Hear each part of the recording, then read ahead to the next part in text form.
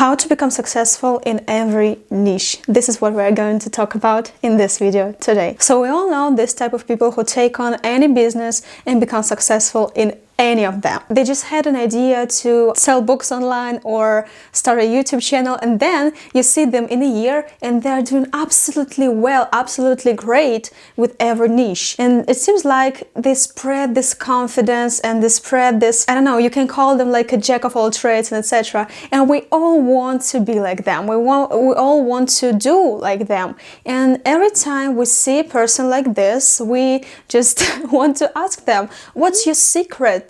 Share some tips with me. So I've done a research on people who are successful in several niches, and I have collected the main ideas and points that underlie their success. And I came up with 6 tips, which are satisfy, gamification, objective perception, discipline, strategy, and habits. And let's start with satisfy.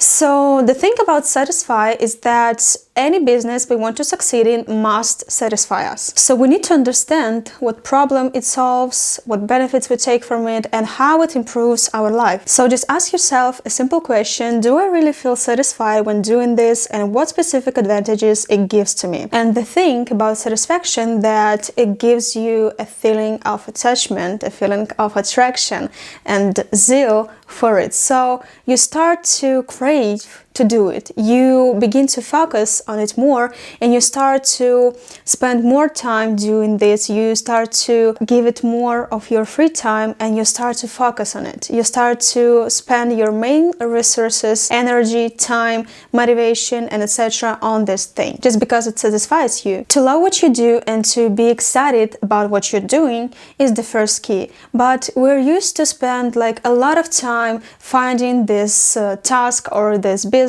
that will like satisfy us, that we will like, that we will enjoy. The alternative that I want to advise you, that I want to offer you, is to learn how to love what you're doing instead of searching things that you love. So what's the secret behind to love what you're doing? Is to create this type of circumstances and this type of, I don't know, like vibe and atmosphere where you feel like creative, where you feel motivated, where you feel inspiration, where you feel satisfied with things you're doing right now. So we're used to experience this kind of zeal and anticipation while playing video games, while, I don't know, watching TV shows, scrolling TikTok and etc. But why this and not something useful, and not something like reading books or create some healthy habit? Like, why TikTok? Why video games? Why? So the answer is dopamine. We remember the pleasant feeling that we experience during these things. It's because we produce dopamine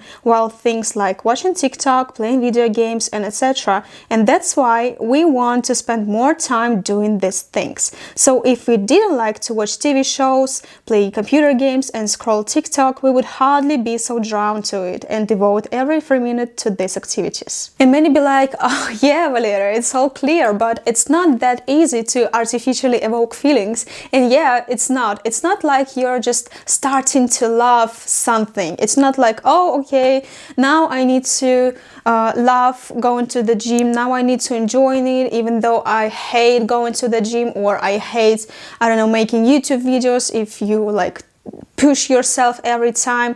No, this is not. It's not easy. I don't know if it's even possible to love things just because you need to love it. But the secret is we began to like something when we feel some kind of connection, when it gives us emotional or physical satisfaction and makes a lot of sense to us. So in the book Flow, The Psychology of Optimal Experience by Mihai Csikszentmihalyi, I hope I pronounced his name correctly, but in case I just put it here.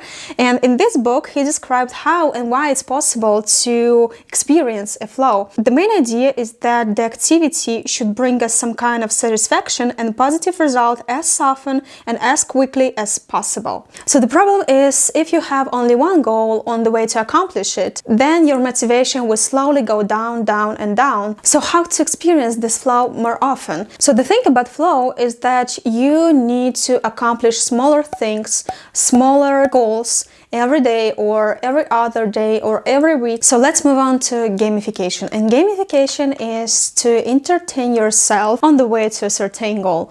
This needs to be interesting and this needs to be fun. So what's the main goal of gamification is to create this kind of atmosphere on your workspace where you feel comfortable and interesting. So for example, you can transform your workspace with interesting objects and something like graphs and etc. For example, for me, I really like doing make some graphics, make some strategy plans and etc. I really like to spend some time writing down the strategy for the video I want to make, draw some frames for my next video and etc. just because it makes me satisfying. So this is what gamification is about. And for example, I don't really like listening to music while doing something, but if you do, then continue doing this or start doing this, even though many people might say that oh, it's so unproductive for you listening to music while doing something, you starting to be less concentrated and etc. But if you feel like this brings you joy and this don't really lose down your productivity, then just continue doing this, because enjoying in being interested in what you're doing is much much more important than the productivity itself. And gamification is also about don't take things too seriously. Just because we all used to that work is about serious things, it's about hard working, and there is no place for entertainment and gamification, but in this case there also be no place for pleasure and inspiration. And at school or university, hardly any of us actually liked writing down all the things professors said, writing down the synapses and etc. But I've seen so many people genuinely enjoying it. And the thing is, they just tried to be more creative and more fun about it. They just did these structured things, they just did this graph tables and etc. And they used highlighters and etc. And the thing is, just try to be more creative about the thing you are doing. And we're moving on objective perception. And the thing about objective perception is that you actually need to accept that there will be more mistakes, or there can be more mistakes than you expect. And you just need to learn how to treat them correctly, how to solve problems correctly. So don't be dramatic and don't actually be a perfectionist, because this is life. The life is full house, and it's absolutely normal if things went wrong, and you just need to learn how to learn from your mistakes. So perfectionism will kill any inspiration and any desire to do anything. So just be realistic and be moderate. You can dream, actually. It's not about this. You can dream. Dreaming is cool and it inspires and motivates, but it's important to set real goals so you won't be disappointed later. Learn from mistakes of others. So at this point, I usually see people who find their idol, or they find their ideal person who succeed in any niche they want to be successful too, and they just trying to copy their path to success. They even copy their mistakes, but the thing is, these people who succeeded, they made these mistakes for us too. So we don't need to copy their paths and copy their mistakes too. Anytime you see a person or a person or a business or etc., which you really like and you really want to be like them and etc., you don't really need to copy their mistakes, just because why you need to copy their mistakes? You need to learn on their mistakes.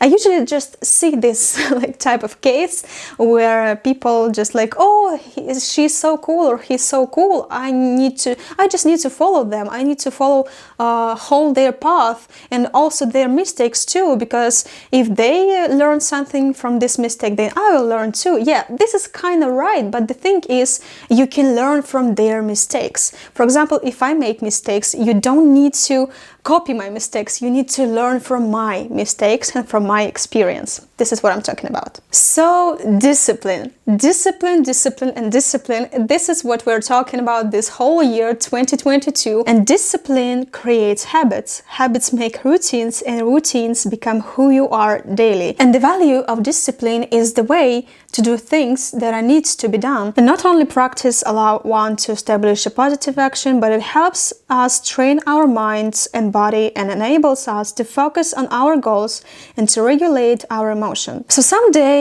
I feel like, oh, I really want to go to the gym. Yeah, I really want to. And then you like it's easy for you to just go to the gym, and then you're doing your workout, you're feeling great, you're feeling amazing before, during, and after this workout. But the other day you're feeling like, oh, I'm not really motivated to go to the gym.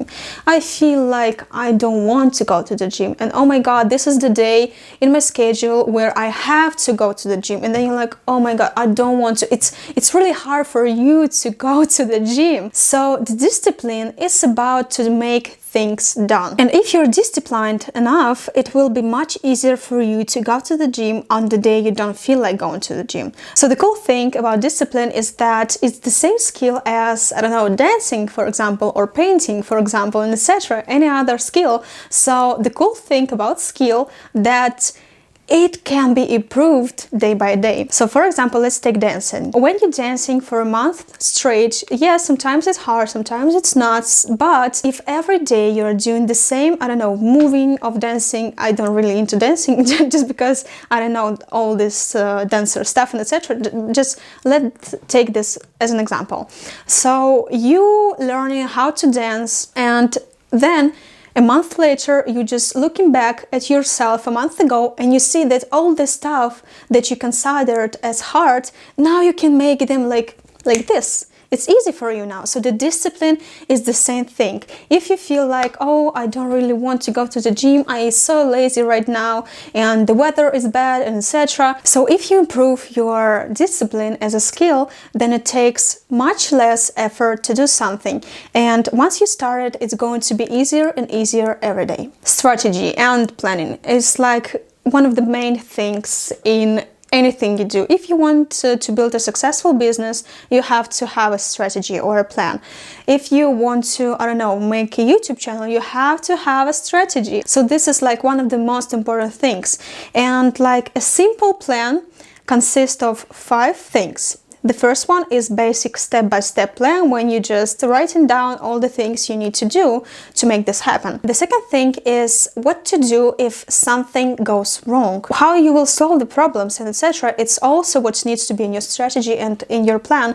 The third is what resources you will need, the help of what people you need or you will need in the future. And the last one is plan should be time management related. So you have to have deadlines. So yeah, okay, we decided that strategy and plan is really important, but what's more important is to be able to improvise in case of deviation from the plan. What are you gonna do if there are some mistakes? What are you gonna do if will be some crisis and etc.? You have to be able to improvise. This is like a great skill. And we are finally moving to the last one, and the last one is habits. Create habits that will favorably affect on your progress and your business. For example, if you want to make a successful YouTube channel, you just need to create some habits. For example, I need to write down a script for a video, I don't know, every day or every other day or every Monday. I will write down like any ideas for videos that just come to my mind. So creating habits is like really important too, just because if you're making them, if you done them day by day, then it's gonna be a really huge impact at the end. So thank you guys so much for watching this video, and I hope you're enjoying this, and I hope you find it useful. So let me know in the comments if you like it or not. I'll see you in the next video. Bye bye!